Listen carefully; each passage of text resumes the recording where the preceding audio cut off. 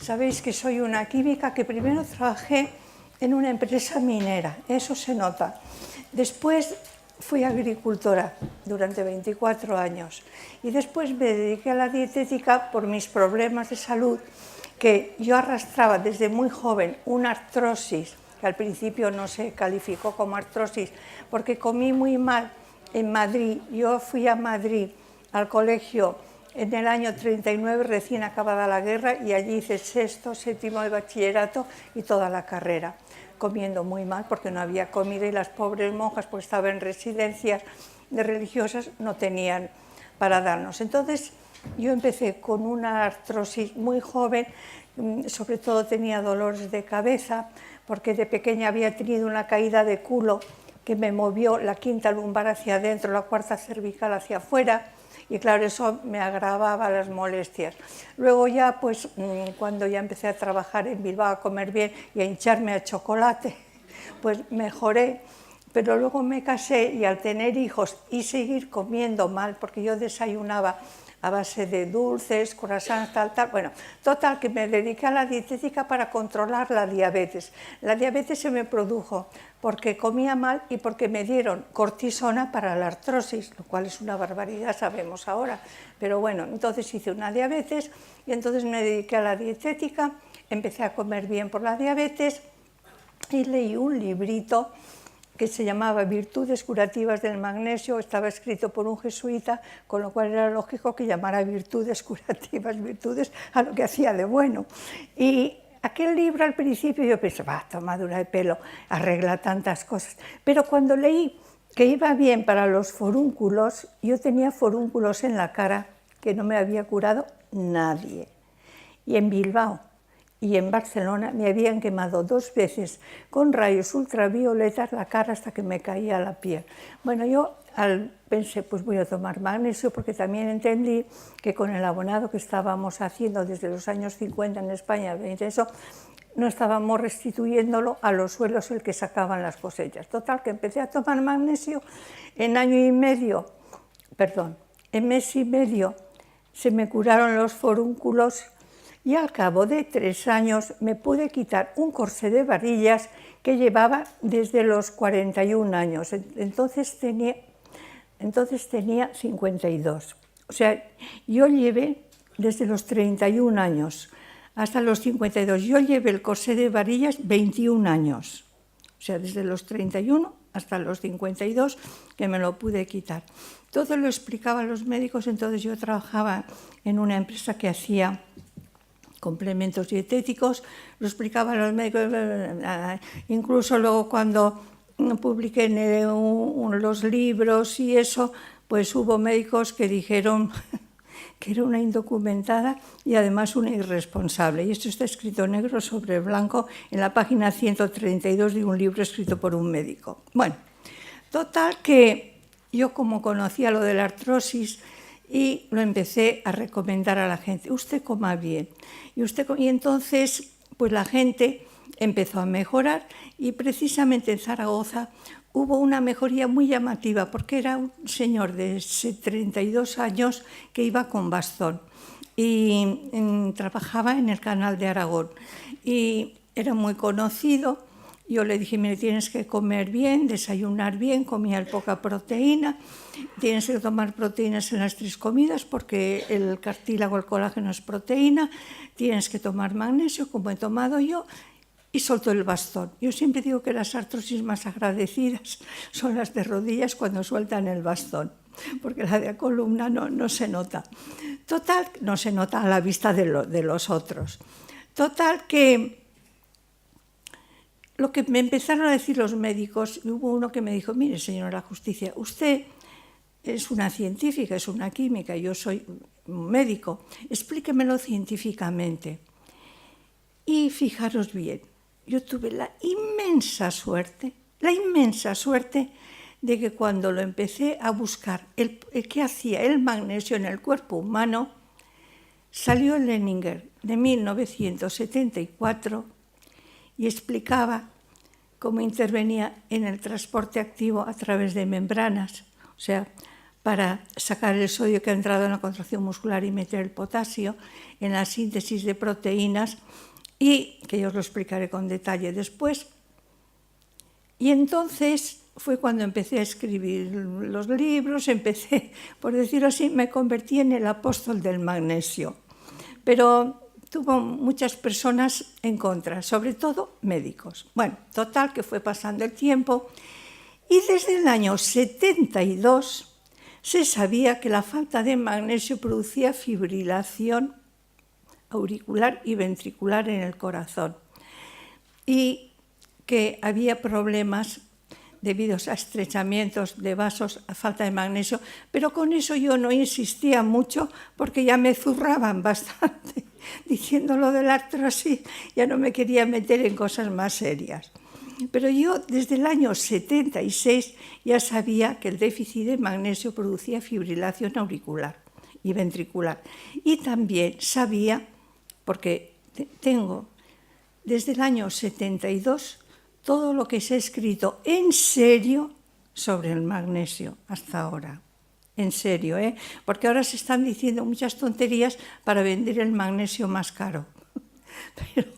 Pero lo que se ha escrito en serio por los verdaderos entendidos tengo todo, afortunadamente, porque me suscribí a la revista Magnesium de la editorial Karger y a Magnesium Research de la editorial John Livey. Y luego tengo 10 bioquímicas que me las he repasado todas. Bueno, total, que en esto me encuentro con la muerte de los futbolistas famosos, la de Antonio Puerta, la del que la del que jugaba en el Español, 3 más que en España no eran tan conocidos. Total, que en 2 años murieron 5 futbolistas famosos de clubs famosos, que son a los futbolistas, como les pagan mucho dinero, como comprenderéis, les hacen pues unas pruebas exhaustivas. Y sin embargo morían de muerte súbita, y se hablaba de una fibrilación y de que hay que tener desfibriladores en los gimnasios, en tal, que a mí no me gustaría que si yo tuviera una fibrilación, cualquier aficionado me pusiera un desfibrilador, me daría mucho miedo. Bueno, yo a mi edad, si tengo un problema, a lo mejor es que me muera. Pero lo que estamos, sí, además, solo entiendo así de claro. Bueno, entonces yo pensé, ¿cómo los médicos no se dan cuenta porque que está pasando esto? Y entonces vino los Juegos Olímpicos de Londres, la maratón de Londres, y entonces yo me empecé a meter en las pruebas de fondo y medio fondo. Entonces vi que en las maratones ganaban siempre los negros de una zona determinada, del Rift de África, los etíopes de la zona de Oromia, Arsien Oromia, y los keniatas, pero no cualquier keniata, los kalenjin, que viven también en el Rift. Y entonces pues empecé a investigar y me encontré con que los que ganaban las pruebas y se presentaban era Mutai, Kirui Kipsang, que el anterior en las Olimpiadas anteriores había ganado Banjiru, también un keniata, luego Gebrselassie, luego tal, me iba enterando de eso.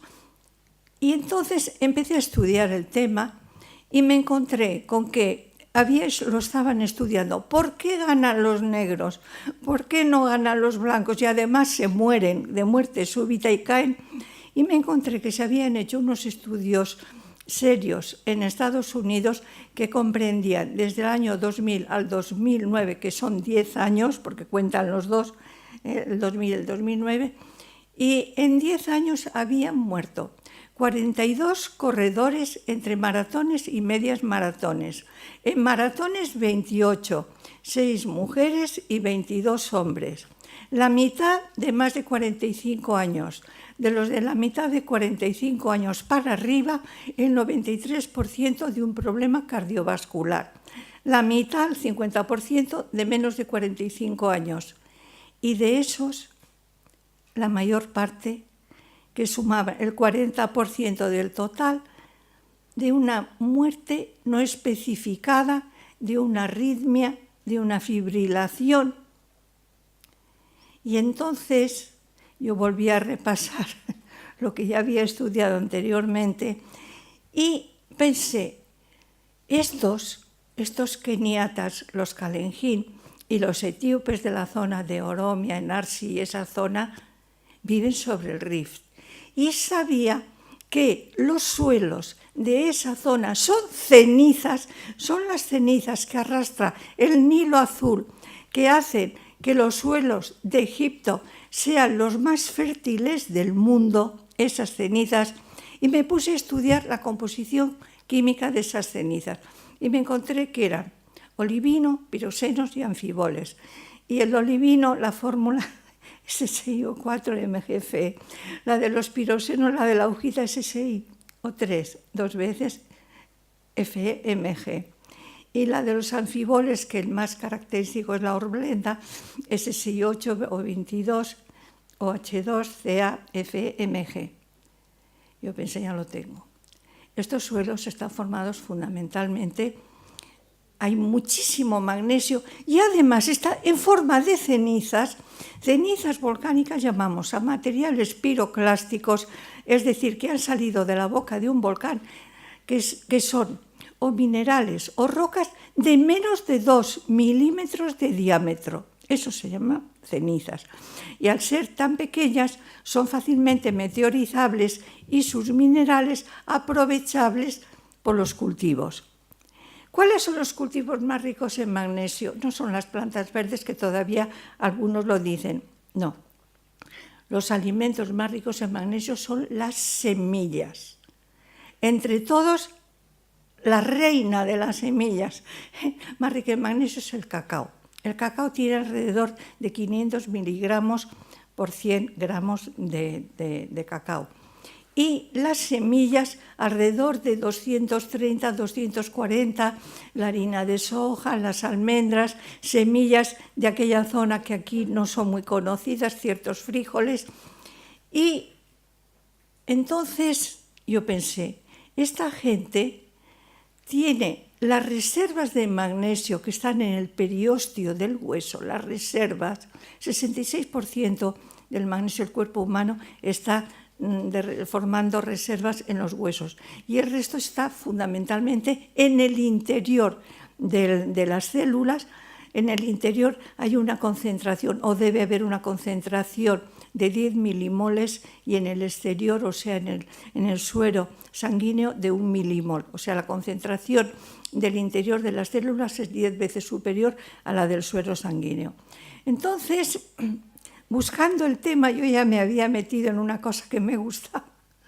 Me encontré también con la composición en elementos de los suelos de esa zona. Y si queréis os los apuntáis. Mirad, el 44,8% de oxígeno, el 21,5% de silicio. Y fijaros lo que os digo, y el 22,8% de magnesio, más que silicio en esa zona, 5,8% de hierro, alrededor del 2% de calcio y aluminio, y ya 0 y 0,01% de sodio y de potasio en esa zona, porque hay zonas volcánicas, por ejemplo, en Tenerife hay zonas del Teide que las lavas son de riolita, que tiene la misma composición del granito. La riolita tiene la misma composición, pero las lavas, o sea, las cenizas, porque además son lavas en forma de ceniza, son donde están viviendo esas personas, la composición es riquísima en magnesio y además fácilmente aprovechable por los vegetales, porque precisamente por eso, porque son cenizas. Como me costaba creer, y ya os digo que yo empecé trabajando en una empresa minera, pues busqué en la geología que tenía, en la enciclopedia de geología que tenía, y entonces salió esto. Fijaros bien, en esta zona de abajo es de la que están formadas esas rocas que son adburguitas, que son peridotitas y que son dunita. Pues la composición de estas rocas, si os fijáis, en azul está expresado en óxidos. O sea, yo me sabía las fórmulas de los minerales, me sabía la fórmula, me la aprendí en elementos. Me costaba creer y me lo encontré en óxidos. Y fijaros, en azul está representado el óxido de magnesio. Y esta gente que vive en estas zonas, vive sobre suelos que tienen esta composición. Y los blancos, que vivimos sobre suelos de granito, sienitas, dioritas, la de arriba. Fijaros la cantidad de magnesio que hay en nuestros suelos. Porque los suelos de los granitos, sienitas y dioritas están formados fundamentalmente por ortoclasas, que son compuestos de silicio, aluminio y las ortoclasas y potasio, y las plagioclasas por silicio, aluminio, bueno, siempre oxígeno, y aluminio y sodio, y aluminio y calcio. La anortita, la albita es sodio y la anortita es calcio. Entonces lo entendí todo. Y vosotros, si me habéis seguido y si me he sabido expresar bien, también lo habéis podido entender. Entonces, fijaros bien, la importancia que tiene el magnesio en los corredores y en los que no corremos también. Mirad, los corredores están contrayendo y relajando la musculatura del aparato locomotor de brazos y piernas, pero también las arterias tienen dos túnicas musculares, una longitudinal y una circular, y luego un endotelio, y el corazón está haciendo así para bombear la sangre.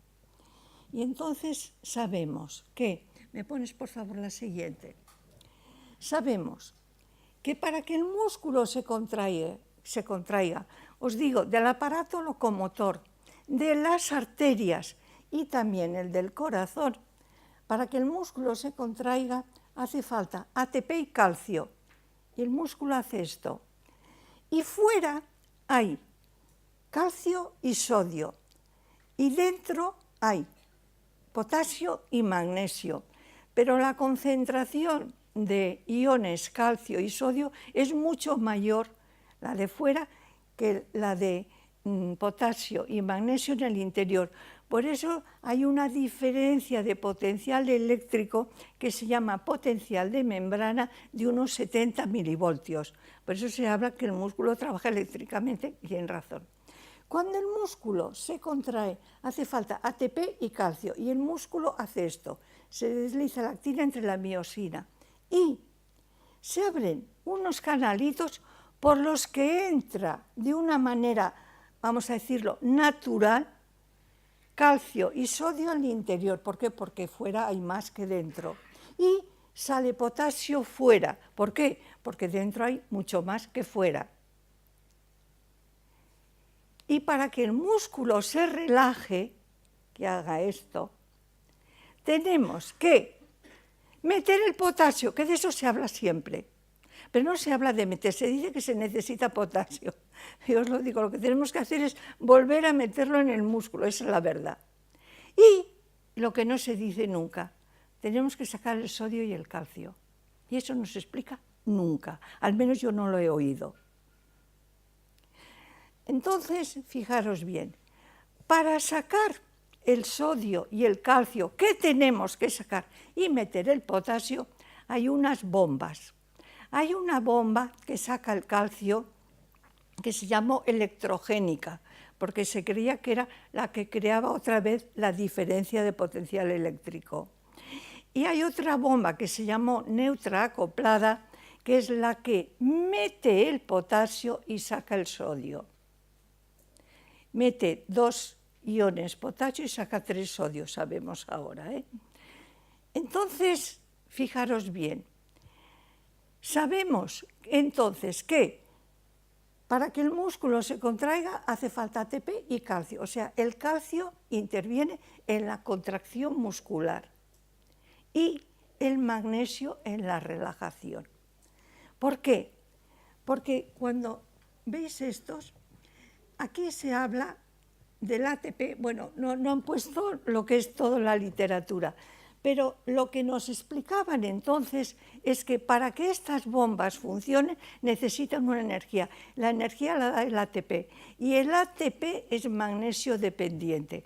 La primera vez que yo leí que el ATP es magnesio dependiente también está en el Leninger de 1974, en la página 655 pone: la actividad ATP-ácica transportadora de sodio-potasio, en la página 656 y 657 encontraréis que la actividad ATP-ácica es magnesio dependiente. Y eso yo lo sé ya desde el año 74. Si lo sé yo, lo puede saber cualquiera. Yo no soy una investigadora, yo no he descubierto nada, yo solo he estudiado y me aprovecho, intento que se aprovechen todos de lo que han logrado saber los investigadores, que son los que tienen la vida dura. Entonces ya sabemos que para que la bomba que se llamó electrogénica funcione y saque el calcio, y la bomba de la que siempre se habla meta el potasio, se necesita magnesio. ¿Por qué? Porque el ATP, si no tiene magnesio, no funciona.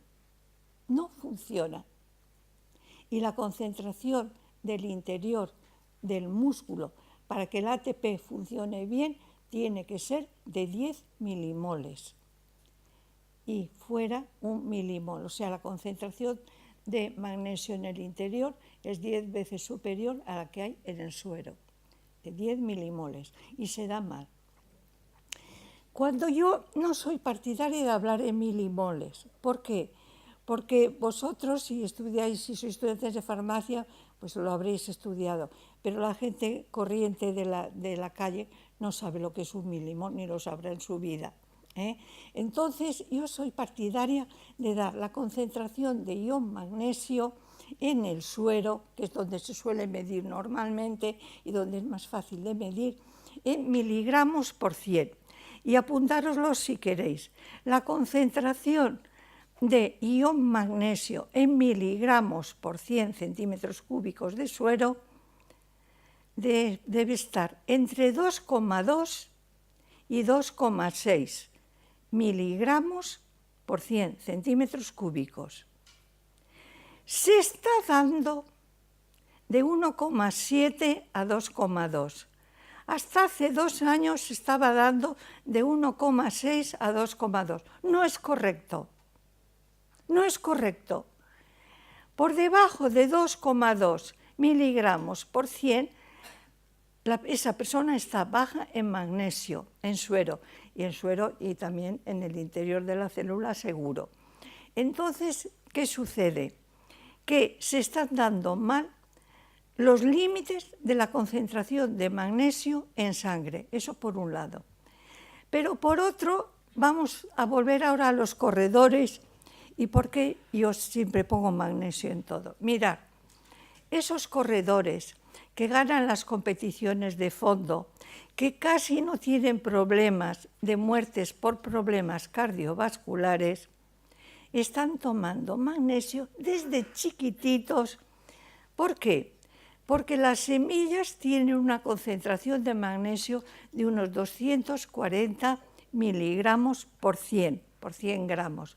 En cambio, lo que estamos comiendo nosotros, más bien pues comemos carne, comemos pan blanco, y las verduras que tanto nos creíamos que las hojas verdes tenían tanto magnesio, no. Las espinacas, que son las hojas que tienen más, porque son las que tienen el color verde más oscuro, son las que tienen más clorofila, porque el magnesio está en la clorofila, pues solo tienen unos 55 miligramos por 100, contra 500 del cacao, contra unos 230, 240 de las almendras, de las semillas de soja y de otras semillas. Entonces, ahora entendéis por qué los Kalenjin y los etíopes de la zona de Oromia ganan las competiciones. Tienen sus reservas de magnesio ricas, tienen unas reservas de magnesio que les pueden ir dando el magnesio en la medida que lo van gastando. Lo gastan el aparato locomotor.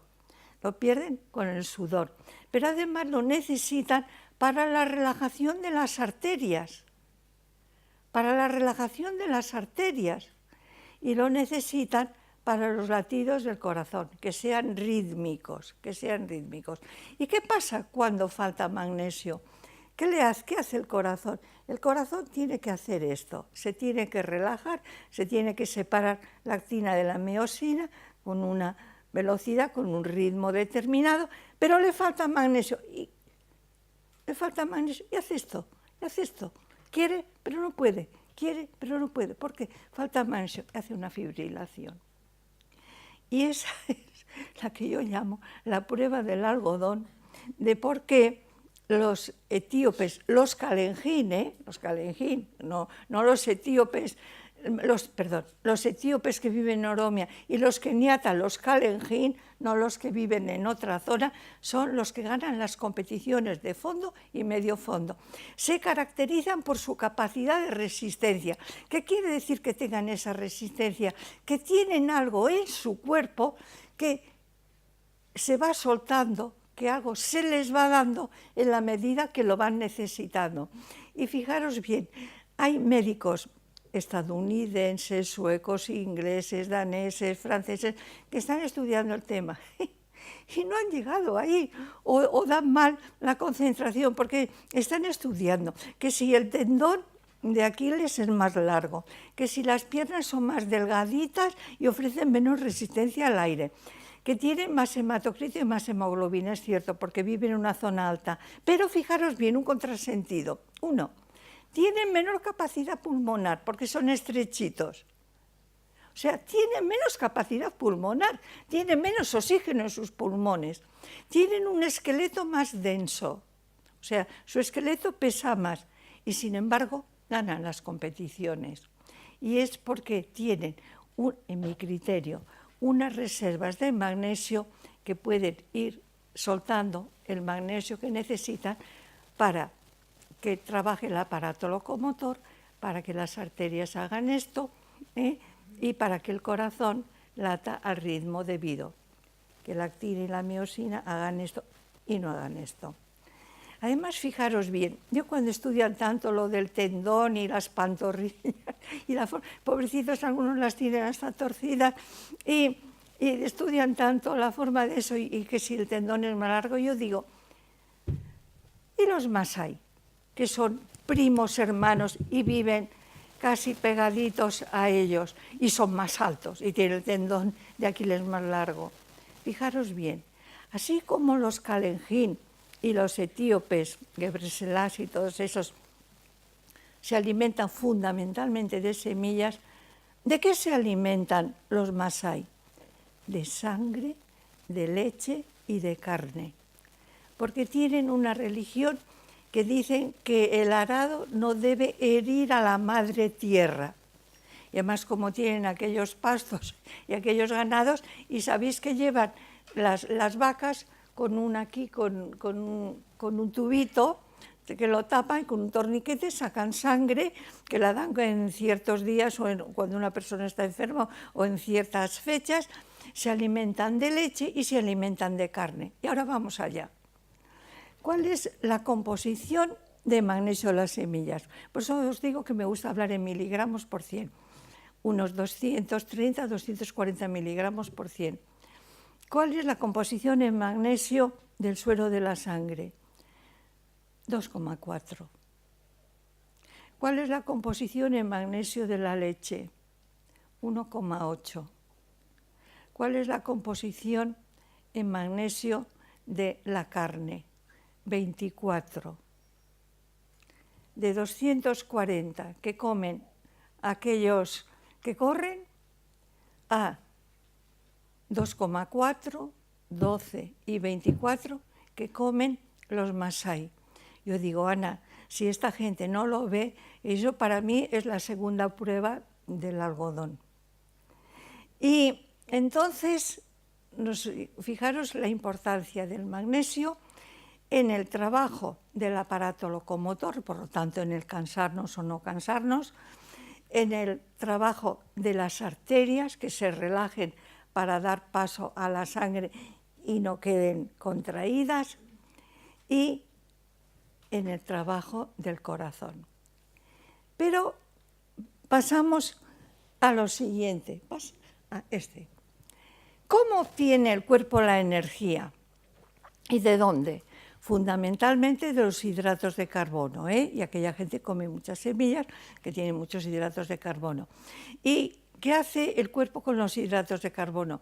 Hace la digestión del almidón, la glucosa, los azúcares no necesitan digestión, la sacarosa sí, pero los monosacáridos no. Y entonces la glucosa, que proviene de la digestión del almidón, entra en lo que llamamos, tiene 6 átomos de carbono, entra en lo que llamamos degradación de Meyerhof, formamos ácido acético que se une al coenzima, y yo a la gente le digo, mire, la glucosa es como el petróleo, y el acetil-CoA es como la gasolina que ya se quema en el motor. Y ese acetil-CoA ya entra en el ciclo de Krebs, y allí sufre una serie de combustiones, y al final obtenemos energía, joules, para movernos. La energía la obtenemos quemando la glucosa en el ciclo de Krebs, y cuando hemos gastado la glucosa, la grasa, pero fundamentalmente la glucosa, y en el ciclo de Krebs, y obtenemos energía, joules, y formamos vapor de agua y anhídrido carbónico que expelemos. Y en el año 72 os pongo el final del ciclo de Krebs, me he comido toda la degradación de Meyerhof y todo eso, hemos llegado al final al ciclo de Krebs, y fijaros que en el año 72 ya sabíamos que en 2 pasos interviene el hierro, interviene el hierro en 2-3 pasos, y por eso ya años, eso se sabía ya años atrás, una persona, estás cansado, te faltará hierro, y en el pueblo antes los médicos no necesitaban hacer análisis, te hacían así, te decían, te falta hierro, estás anémica. Te bajaban el párpado y ya sabían si estabas anémica o no, no necesitaban hacer análisis. Y te falta hierro, y por eso te cansas tanto, y por eso te despiertas cansada, y por eso estás tan cansada. Y llegamos a los años 80, me pasas el siguiente, por favor. Y fijaros bien, ese es el ciclo de Krebs, que está representado en 2 círculos, están los enzimas y coenzimas. Y como siempre, el hierro. Y como nunca, en 5 pasos interviene el magnesio. Por eso la falta de magnesio también da cansancio. Incluso el despertarse cansada. Por eso incluso hay personas que no tienen anemia y sin embargo se cansan mucho y se despiertan cansadas y se cansan con facilidad. Y esto lo podéis encontrar. El ciclo de Krebs anterior estaba en el Carlson del año 72 y esto lo podéis encontrar en el del año 80, lo podéis encontrar en una bioquímica médica, y lo encontraréis ya así, expresado. Entonces, fijaros bien, se llama Montgomery Dreyer, esa bioquímica médica, Montgomery Dreyer, del año 80 ya está expresado. O sea que yo ya desde el año 80 también sabía que el magnesio interviene en la obtención de energía.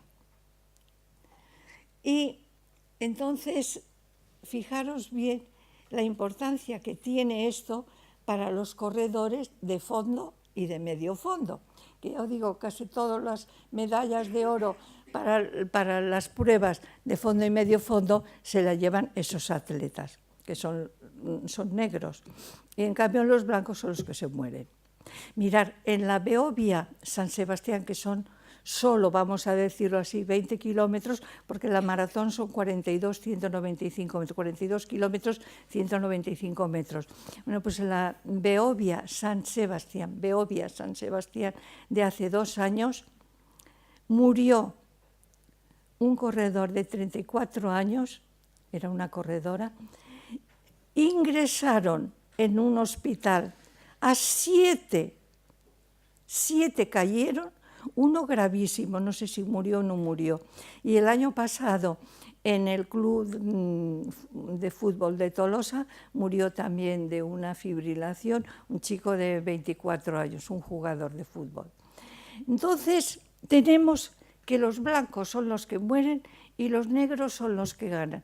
¿Qué diferencia hay en la alimentación? Fundamentalmente que ellos toman muchísimo magnesio desde chiquitines, que es por lo que están haciendo las reservas y por lo que tienen reservas, y por eso tienen magnesio no solo para la relajación muscular y el trabajo del corazón, sino en la obtención de energía en el ciclo de Krebs.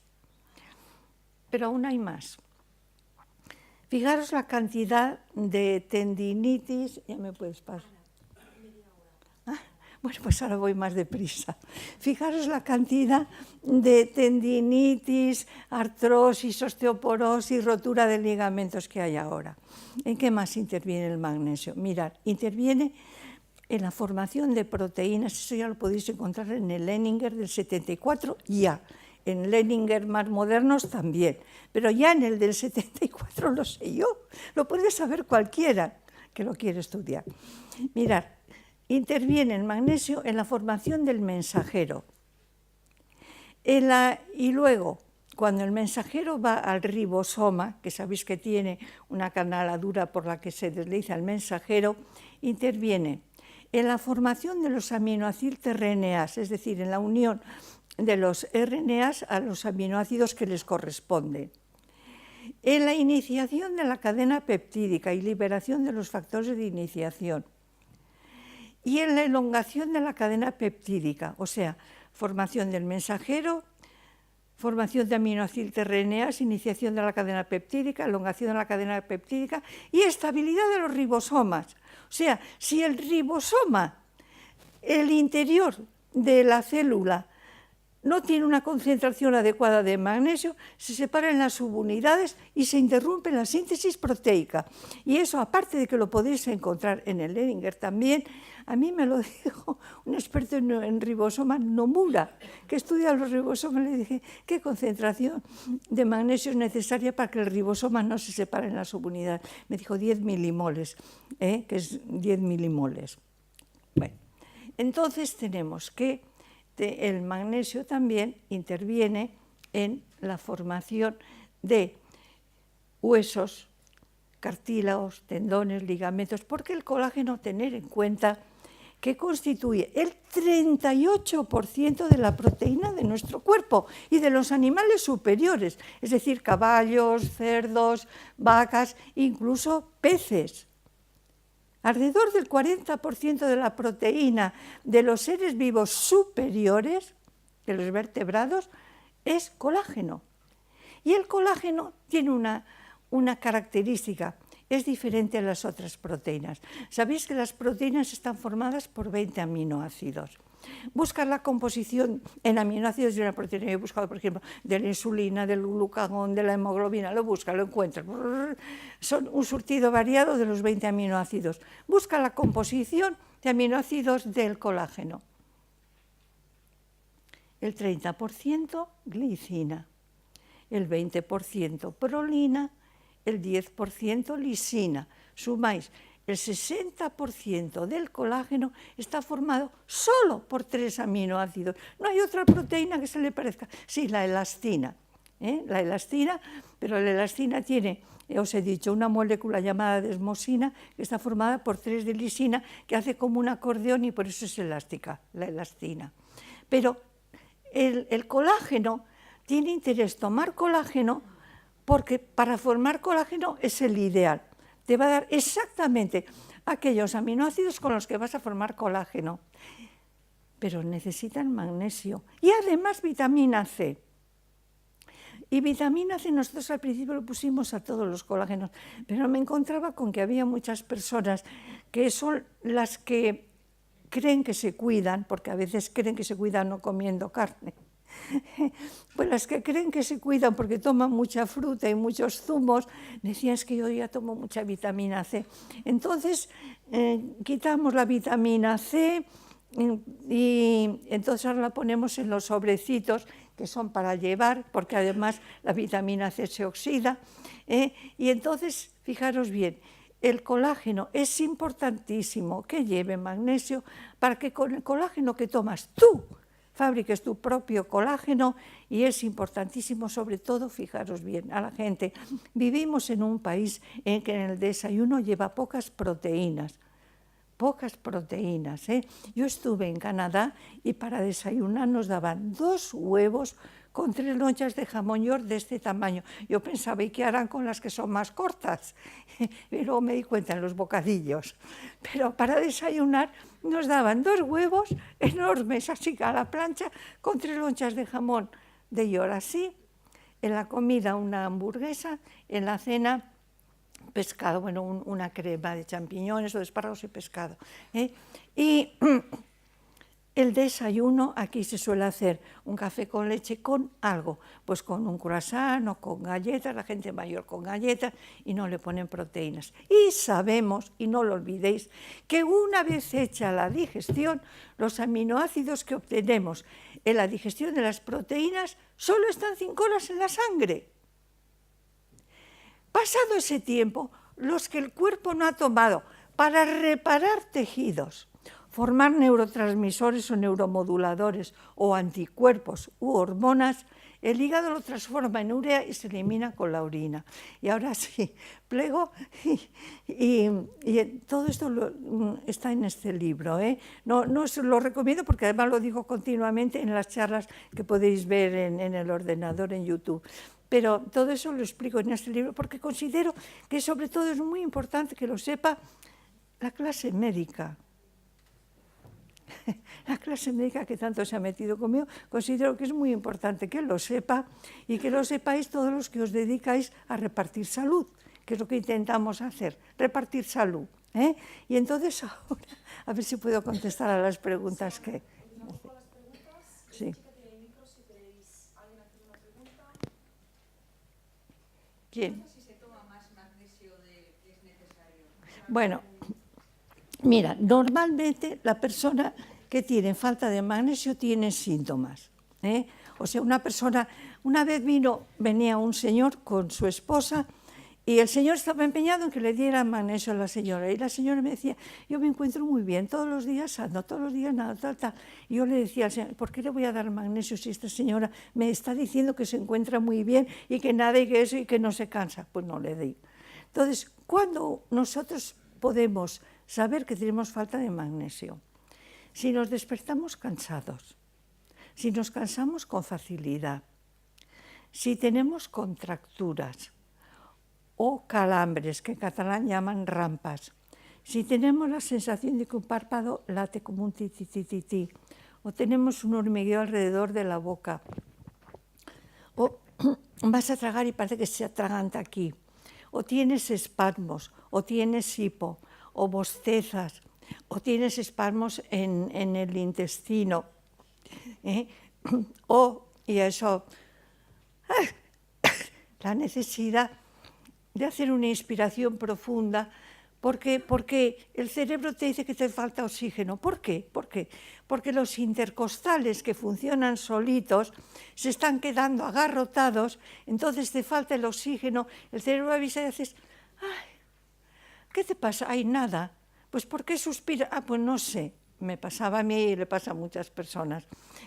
Y luego ya, cuando la falta de magnesio ya es severa, pinchacitos en la región precordial, que asustan mucho, arritmias, taquicardias, cerrar los ojos y ver lucecitas, o lo que los franceses llaman flux visuel. Estás leyendo y parece que las letras se mueven un poco, o vas por la calle y parece que las casas parece que se mueven un poquito. Pues todo eso son síntomas de una deficiencia severa de magnesio. Y si os lo miran en la sangre y os dicen que está bien, comprobarlo vosotros. Solo está bien, de 2,2 a 2,6. Se decía que estaba bien a 1,6. Y os puedo decir que los expertos verdaderos, los de verdad en magnesio, dicen que a 1,4 ya puede venir la muerte súbita. Si a 1,4 puede venir la muerte súbita y dan como bueno 1,6, como digo yo, estamos muy cerquita de tener un buen susto. Normalmente se tira, para que el magnesio pase del intestino a la sangre necesita unos transportadores unos carriers, unos transportadores. Esos transportadores, perdón, los tenemos en número limitado. O sea, usted tiene los que tiene en su pared del intestino y yo los míos. Y por eso del magnesio, con suerte, aproximadamente solo pasa un tercio del que tomamos, cuando lo tomamos en forma de cloruro de carbonato, a la sangre. Porque la falta de transportadores, o sea, el número de transportadores es el que permite que el magnesio pase a la sangre, y por eso el magnesio es laxante, es un laxante osmótico. ¿Por qué? Porque tiene dos cargas positivas y como las moléculas de agua son polares, les rodean por la parte más negativa y los iones magnesio continúan con las heces rodeados de moléculas de agua y entonces las heces llevan más agua. Y ahora sabemos, desde que se hacen trasplantes y se mira la compatibilidad entre donante y receptor, que todas las personas que tienen sistema HLA-BW minúscula 35, todos tienen déficit de magnesio. Todos, porque yo me imagino que soy de esos, porque yo he tenido todos los síntomas. Yo cuando leía, yo los había tenido todos.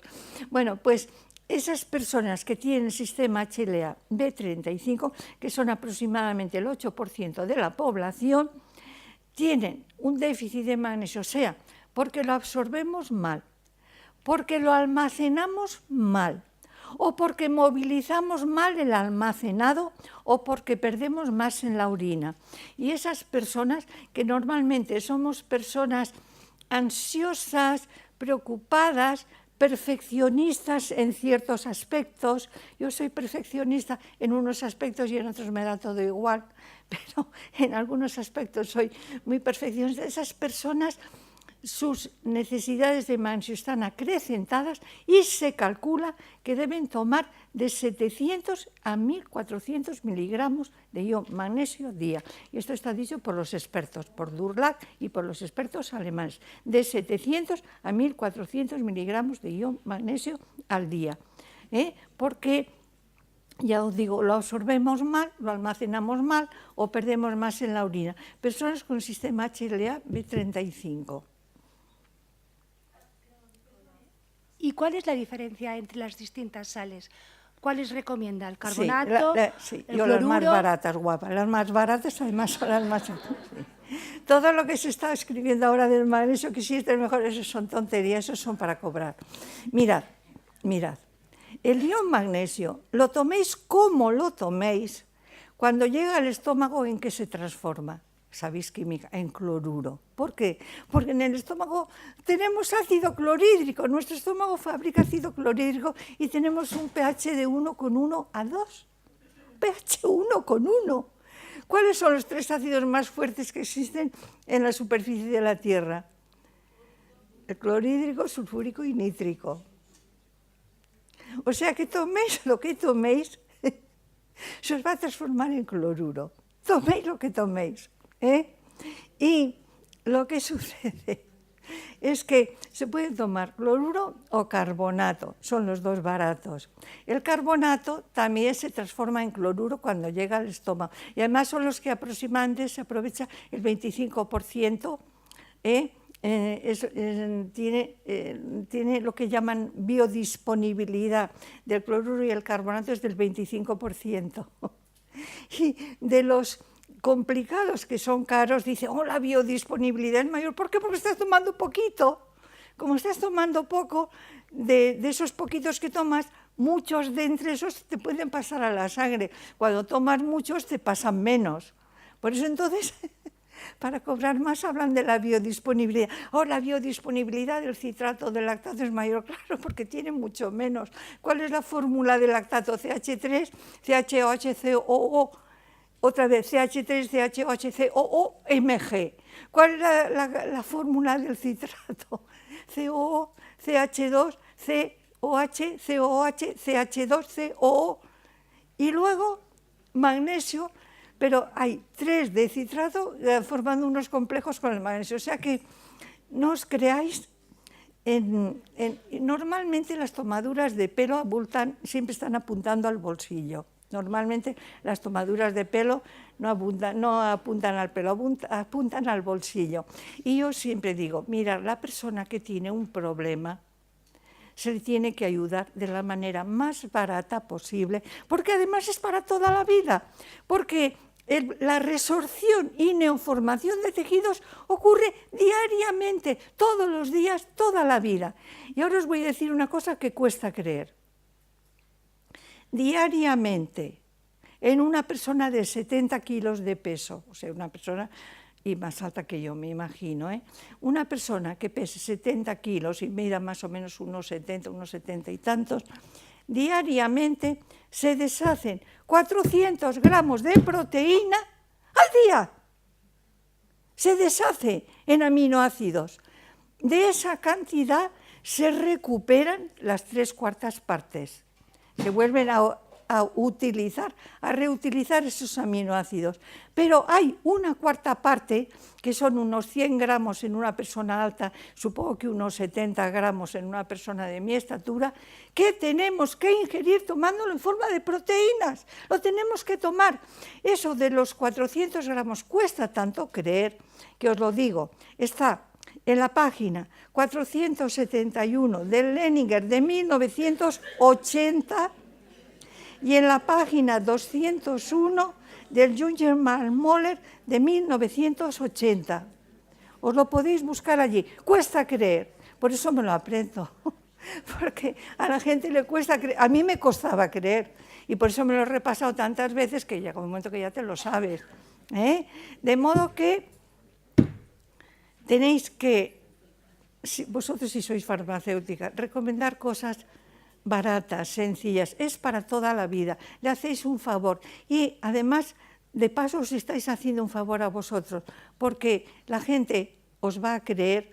Mirad, cuando yo recomendaba el cloruro del carbonato y todo, y siempre en la empresa decía, hay que sacarlo barato, hay que sacarlo barato, hay que procurar que sean cosas baratas, me decían, fíjate todos los demás, como van, son más caros. Y yo les decía, no se puede tomar el pelo a la gente que sufre. Y además les tenemos que ayudar, como yo he estado muy mal, les tenemos que ayudar a la gente que ha estado mal. Mirad, el que no ha estado nunca mal no sabe lo que es estar bien. ¿Por qué? Porque se cree que estar bien es normal. No, estar bien no es normal. Los que hemos estado mal sabemos lo que es estar bien y nos damos cuenta y podemos ayudar a los que están mal. Entonces me decían, es que todo barato, y yo siempre, mira, que sea económico, que todo el mundo lo pueda comprar, que eso. Y al final luego la gente os creerá, porque es para toda la vida. Porque durante toda la vida estamos deshaciendo colágeno y tenemos que rehacer colágeno. Y por eso es importante que ayudéis a la gente con cosas eficaces, económicas, que todo el mundo pueda llegar y sobre todo recomendarlo tomar en el desayuno. Se puede tomar el que se quiera, porque es comida, pero había la tontería, y digo y repito la tontería, de que de magnesio no se tomara más de 300 miligramos al día. Cuando los japoneses, que son el pueblo más longevo de la Tierra y listísimos, que hay presidentes de corporaciones nonagenarios, en Japón hay nonagenarios que son presidentes de corporaciones, toman diariamente 650 miligramos. Pero fijaros bien cómo son los suelos de Japón. También de volcanes y terremotos. Allí también tienen magnesio y además comen mucho pescado. Esos suelos de volcanes y terremotos. Y tenemos que ayudar a la gente que se encuentre bien, porque además ahora la gente vive años y es muy importante que vivan con la cabeza clara, porque esto ya es una opinión mía y a algunos os va a extrañar. Yo, en mi opinión, como química, los médicos están haciendo una barbaridad, dando las barbaridades de calcio que están dando a las mujeres, las están convirtiendo en pobres, enfermas, gagás, están así, cuando tienen cierta edad. ¿Por qué? ¿Qué hace el calcio? ¿Qué hace el calcio? Vamos a estudiar ahora química. ¿Qué hace el calcio? ¿Para qué interviene el calcio? Fijaros bien lo que os voy a decir. El calcio sirve para que los huesos no se deformen, no se rompan, no se deformen. Cuando los huesos faltaba calcio, que era el raquitismo, ¿los huesos se rompían? No, se deformaban.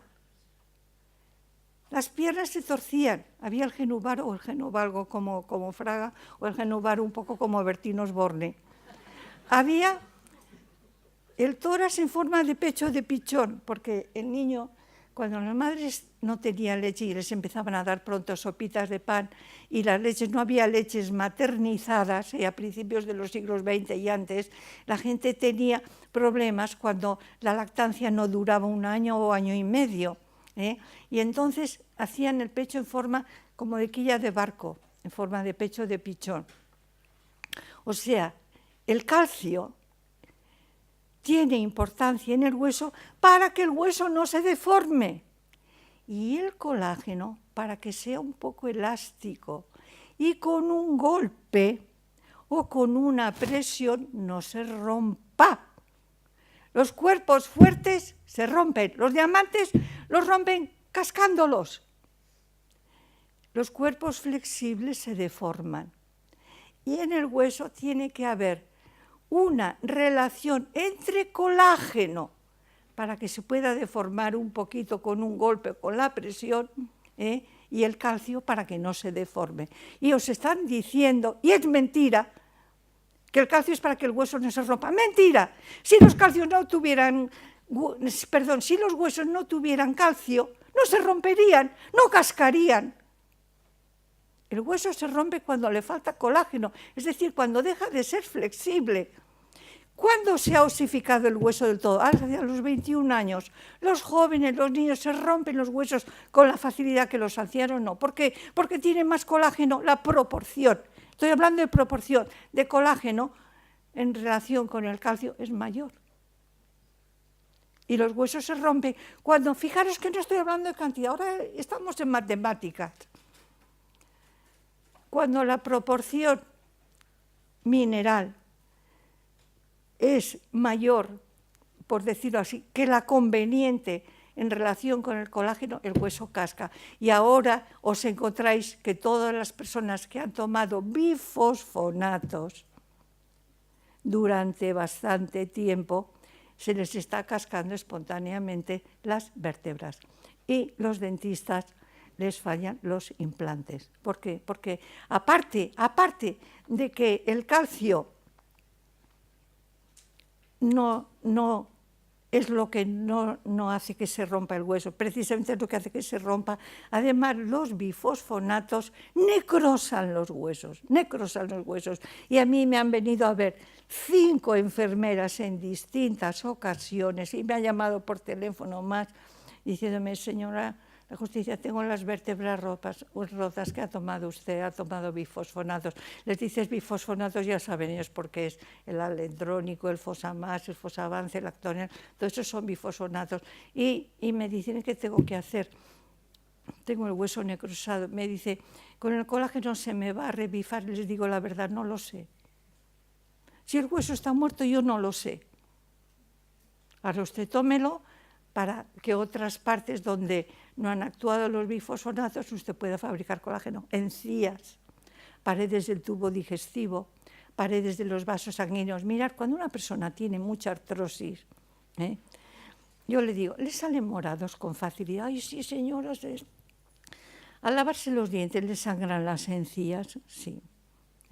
¿Por qué? Porque no fabrican colágeno que hay en las paredes de los vasos sanguíneos, porque no fabrican colágeno en las encías, porque no fabrican colágeno en el tubo digestivo y hacen malas digestiones. ¿Por qué se comen callos en Madrid y pota y tripa en Cataluña y manitas de cordero en Castilla?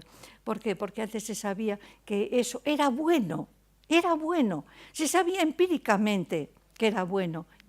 Ahora, normalmente, como muchas mujeres trabajamos fuera de lo que es el ámbito familiar, pues no tenemos tiempo para hacer esas comidas.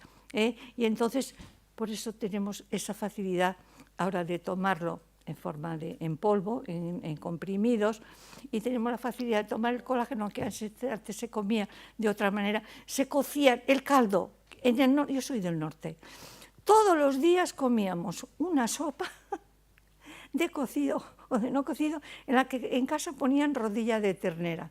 Yo me acuerdo que iba con la abuela a la plaza y la abuela le decía: Clemente, póngame rodilla de ternera. Y Clemente, yo le daba, entonces con aquellos machetes le daban un golpazo. Y lo primero que se hacía en casa al poner, además las chapas eran de carbón.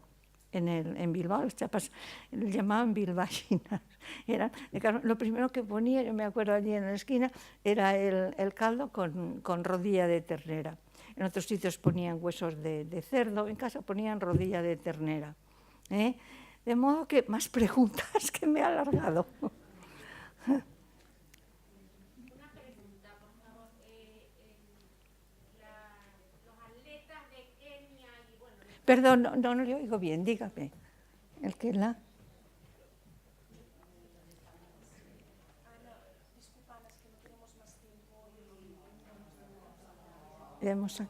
Bueno, escuchen una cosa, mire, pueden apuntar, esta semana no, pero normalmente de 7 a 8 de la tarde, de lunes a viernes, yo contesto por teléfono a todo el mundo. De 7 a 8, de lunes a viernes, y el teléfono es el 93 200 4910. Está en todos los libros, en todos los libros. Gracias.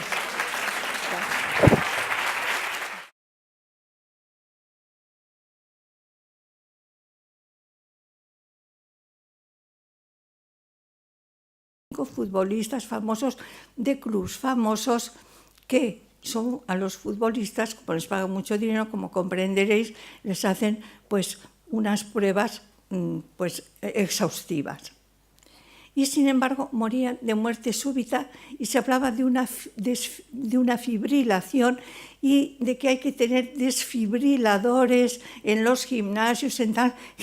A mí no me gustaría que si yo tuviera una fibrilación, cualquier aficionado me pusiera un desfibrilador, me daría mucho miedo. Bueno, yo a mi edad, si tengo un problema, a lo mejor es que me muera. Pero lo que estamos, sí, además, eso lo entiendo así de claro. Bueno, entonces yo pensé, ¿cómo los médicos no se dan cuenta? Porque que está pasando esto. Y entonces vino los Juegos Olímpicos de Londres, la maratón de Londres, y entonces me empecé a meter en las pruebas de fondo y medio fondo.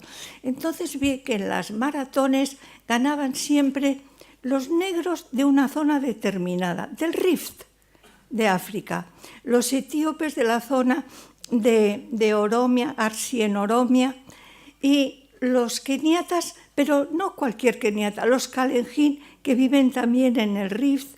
Y entonces pues empecé a investigar y me encontré con que los que ganaban las pruebas y se los presentaban era Mutai, Kirui Kipsang, que el anterior en las Olimpiadas anteriores había ganado Banjiru, también un keniata, luego Gebrselassie, luego tal, me iba enterando de eso. Y entonces empecé a estudiar el tema y me encontré con que lo estaban estudiando. ¿Por qué ganan los negros? ¿Por qué no ganan los blancos? Y además se mueren de muerte súbita y caen. Y me encontré que se habían hecho unos estudios serios en Estados Unidos que comprendían desde el año 2000 al 2009, que son 10 años, porque cuentan los dos, el 2000 y el 2009, y en 10 años habían muerto 42 corredores entre maratones y medias maratones. En maratón entendí que con el abonado que estábamos haciendo desde los años 50 en España, eso, no estábamos restituyéndolo a los suelos el que sacaban las cosechas. Total, que empecé a tomar magnesio, en mes y medio se me curaron los forúnculos y al cabo de 3 años me pude quitar un corsé de varillas que llevaba desde los 41 años. Entonces tenía 52.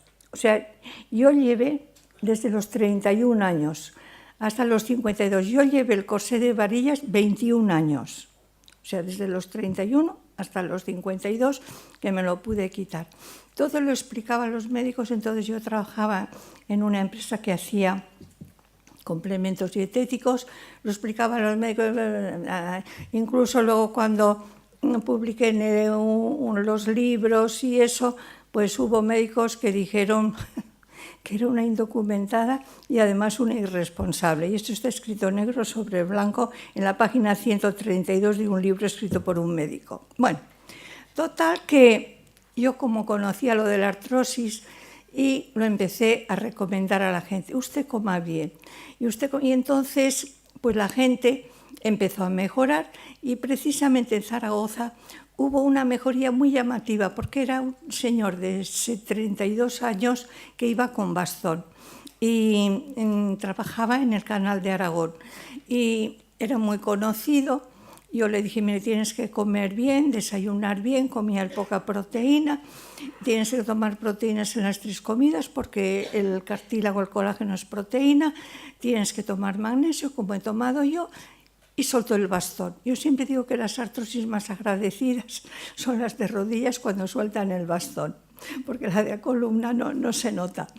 Total, no se nota a la vista de los otros. Total que lo que me empezaron a decir los médicos, y hubo uno que me dijo, mire, señora Justicia, usted es una científica, es una química, yo soy un médico, explíquemelo científicamente.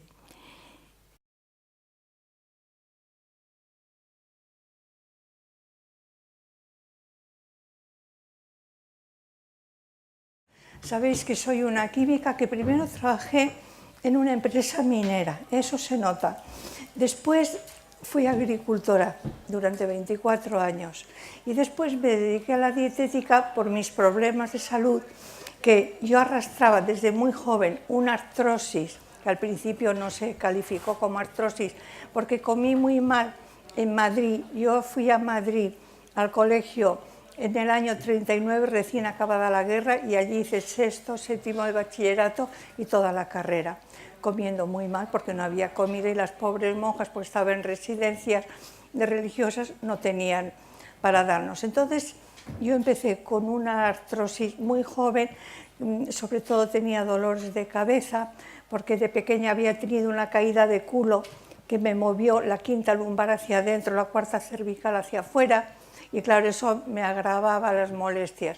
Luego ya, pues, cuando ya empecé a trabajar en Bilbao, a comer bien y a hincharme a chocolate, pues mejoré.